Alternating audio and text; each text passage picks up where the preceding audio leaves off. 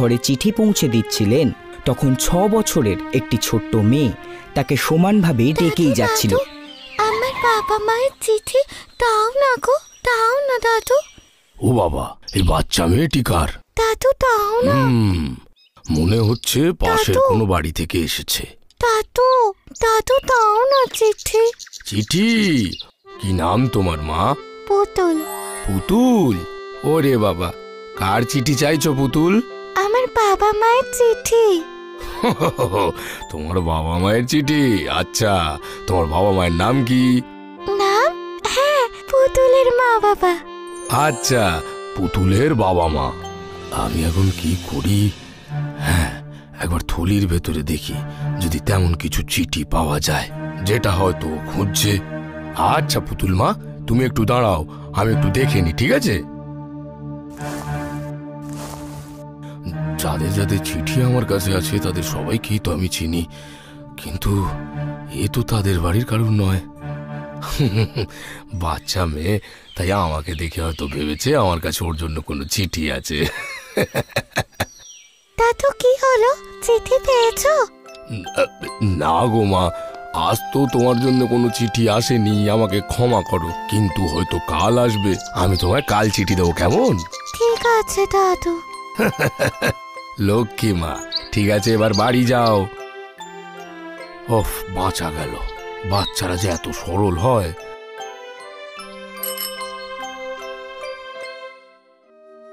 একইভাবে পরের দিনও ডাকিয়া এই গ্রামের কোনো বাড়িতে চিঠি দিতে আসে এবং ফিরে যাওয়ার সময় সেই মেয়েটি আবার তার সামনে এসে বলে, দাদু, দাদু আমার চিঠি। আরে বাবরে, এবার আমি কি বলি? কি হলো দাদু, আমার চিঠি আজকেও আসেনি? হ্যাঁ গো মা, আজকেও তোমার চিঠি আসেনি। আচ্ছা পুতুল মা, তোমার বাবা মা কোথায় থাকে? সেটা তো আমি জানি না, তবে তারা অনেক দূরে থাকে। ও, অনেক দূরে থাকে? হ্যাঁ, অনেক দূর। ঠিক আছে দাদু, আমি কালকে চিঠি নিতে আসবো। আচ্ছা পুতুল মা, তুমি থাকো কোথায়? আমার ঘর ওই সরু রাস্তার পিছনে। আচ্ছা পুতুল মা, তুমি কালকে আর এসো না। তোমার চিঠি যদি আসে আমি নিজে তোমার বাড়িতে দিয়ে আসবো, ঠিক আছে? এবার তুমি বাড়ি যাও। সেই দিন পুতুল বাড়ি চলে যায় এবং ডাকিয়া চিঠি দিতে এগিয়ে যায়। এভাবে ডাকিয়া ওই গ্রামে কোনো না কোনো বাড়িতে চিঠি দিতে প্রতিদিন আসতো এবং পুতুল প্রতিদিন ডাকিয়ার কাছ থেকে চিঠি চাইতে আসতো। দাদু, আমার চিঠি।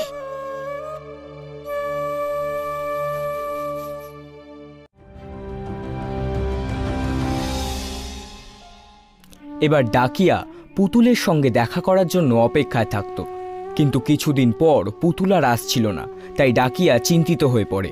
পুতুল আজকেও এলো না। আজকে 4 দিন হয়ে গেল, পুতুল আজকেও এলো না কেন? হতে পারে পুতুলের বাবা মা ফিরে এসেছে, তাই জন্য হয়তো আসছে না। পুতুলের আবার অন্য কিছু হলো না তো? না না, আজকে আমাকে ওর বাড়ি যেতেই হবে। ও আমাকে বলেছিল এই পিছনের গলিতেই নাকি ওর বাড়ি। আমি এখনই গিয়ে দেখবো ওকে। পুতুলের বাড়ি খুঁজতে খুঁজতে ডাকিয়া কোনোভাবে তার বাড়িতে পৌঁছে যায়, আর দরজায় কড়া নাড়তেই সে ভেতর থেকে একজন বুড়ির গলা শুনতে পায়। গলার স্বর শুনতে পেয়ে ডাকিয়া আস্তে করে দরজা খুলে দেখে পুতুল এক বুড়ির কোলে মাথা রেখে শুয়ে আছে, আর সেই বুড়ি পুতুলকে বলছে, পুতুল মা, পুতুল মা, পুতুল মা, কি হয়েছে? আজ আমার পুতুল কথা বলবে না? না ঠাম্মা, আজকে পুতুল রেগে আছে। ও বাবা, আমার পুতুল রেগে আছে নাকি? কিন্তু কেন, সেটা কি ঠাম্মা জানতে পারে?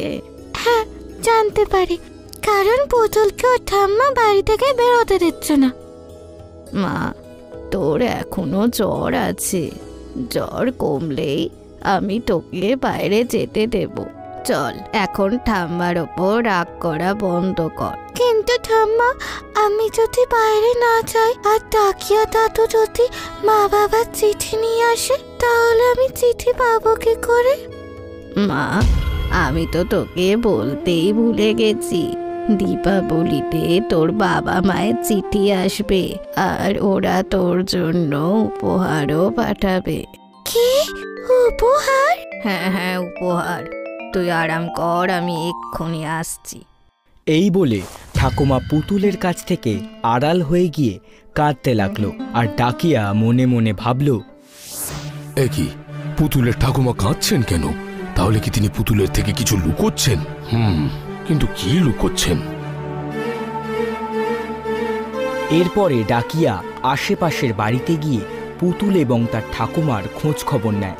আর পুতুলের সত্যিটা জানার পর ডাকিয়া হতবাক হয়ে যায়। এটা আমি কি করলাম? একটা মা বাবা হারা মেয়ের কাছে আমি মিথ্যে কথা বললাম। বেচারি কত আশা নিয়ে রোজ রোজ আমার কাছে আসে, আর আমি কিছু না বুঝে রোজ রোজ তাকে বলতে থাকি কাল তোমার মা বাবার চিঠি আসবে, কিন্তু ওর বাবা মা যে বেঁচে নেই। না না, এটা আমি পুতুলের সাথে ভারী অন্যায় করেছি। আমি ওকে ঠকিয়েছি। হে ঈশ্বর, আমাকে ক্ষমা করো।